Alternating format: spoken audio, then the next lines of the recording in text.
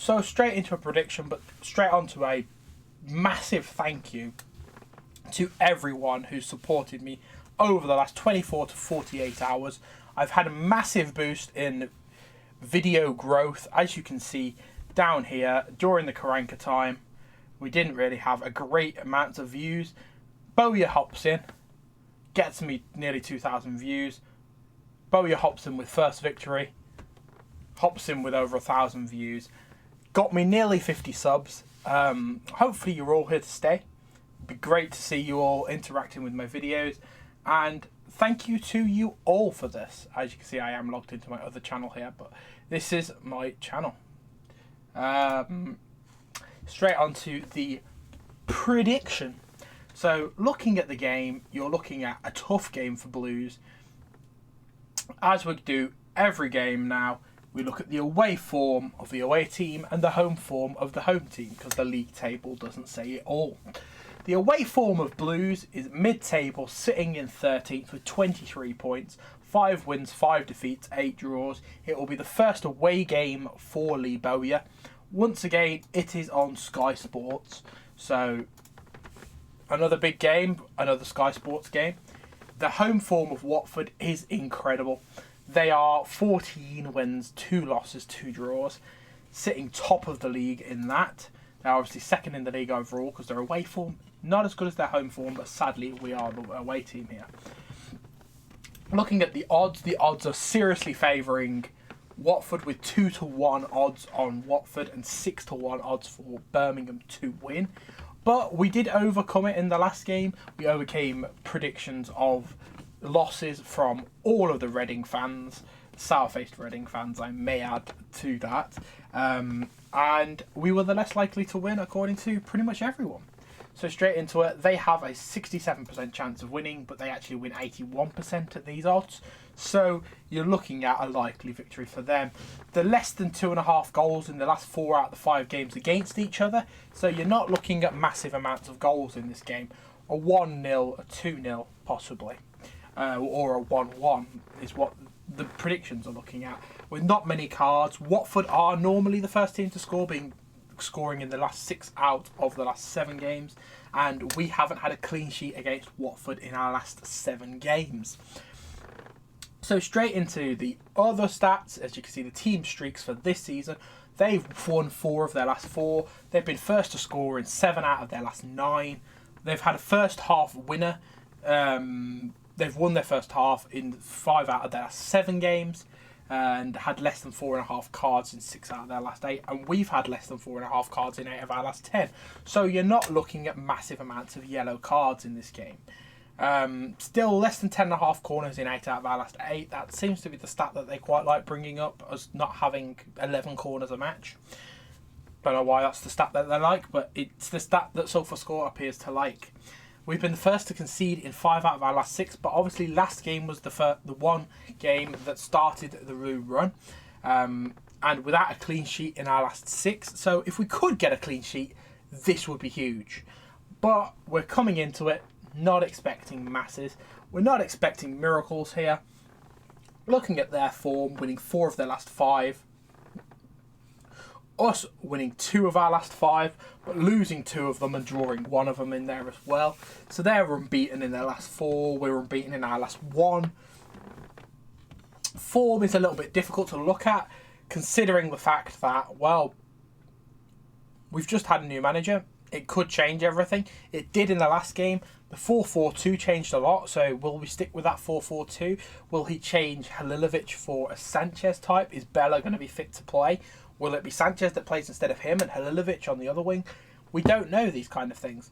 We are looking at the game from an outside. We haven't had a interview from Lee Bowyer yet on prediction pre-match stuff.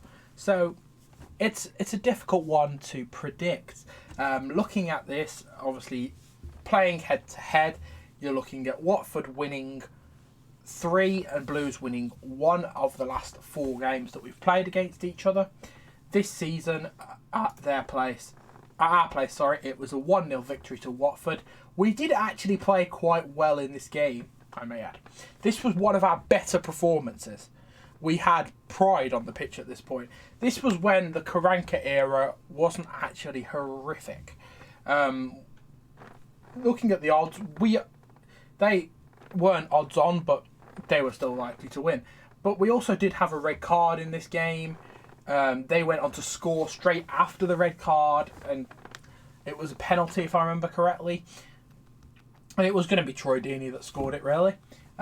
So looking at the game that is tomorrow, that I can't find now. There we go. Looking at the game that is tomorrow, my prediction, I'm going to go straight down the middle again. I'm going to go with a 1-1 draw. I can see us scoring. I can't see us not conceding. Why a 1-1 draw? Because simply that. I can't see us not scoring, and I can't see us not conceding. The team played really well. If they bring that same amount of passion that they brought to that last match, they will score. If they bring that same amount of passion, they won't concede 3, 4, 5 goals against a team that should be putting 2, 3, 4 past us. Looking at their goal difference away at home, their goal difference, they're sitting at a nice plus 23 goal difference, whereas our away goal difference is sitting at a -1. So you're looking at a team that should be pounding us here. But I have faith in the new lineup. Today, Craig Gardner has been announced as the new assistant manager. I'll do a little video on that. It'll be only a short video because there's not much to talk about, but there'll be little bits I'll talk about in that. And yeah, so looking at it, a draw is my prediction, straight down the middle again. 1-1 draw this time rather than a 2-2 draw. I got the 2 goals for us right last time. I got the formation right, and I got the fact that Gardner would be put in and Juki and 2 wingers. So I was quite happy with that prediction. I'm sticking with a 4-4-2 again. I'm sticking with that being the formation. I can't see why he would change what won, what worked, what looked good, and the passion in the team was there. I can't see it being changed. So hopefully we've got a manager that won't be changing everything. Hopefully we've got a manager that will change things when it's needed, bring some of the youth players in, play them for 10-15 minutes at the end of the game, give them an opportunity to broadcast their talent to us, like Seddon did in the last game. He came on, yes, it was with 5 minutes to go, and it was for a player who wasn't fully fit towards the end of the game, but that was the perfect time to bring him on. We went more defensively with 5 minutes to go, rather than 25 minutes to go under Karanka. So it could be very different, and hopefully we can bring home a point, 3 points. I don't know. But the dreams can always be there. 6-1. If you fancy us, might be worth a couple of quid. But 6-1 outsiders, I wouldn't put us that much of outsiders. I'd probably put us more 3-1, and them evens, I would say would be fair odds. But let's go on to the review to the game in the next video. Keep right on. Keep the support coming, guys. I'm loving all the support. Hitting up 497 subscribers, so the 500 subscribers celebration hopefully will be coming soon, as long as YouTube doesn't decide to purge off the subscribers again like it has previously. But thank you for following, thanks for subscribing. Please click all those links in the description. Instagram, Twitter, podcasts I think is in there as well, and Facebook page. So click them all, like the video, comment down below, click that notification bell, and see you after the game against Watford. Keep right on.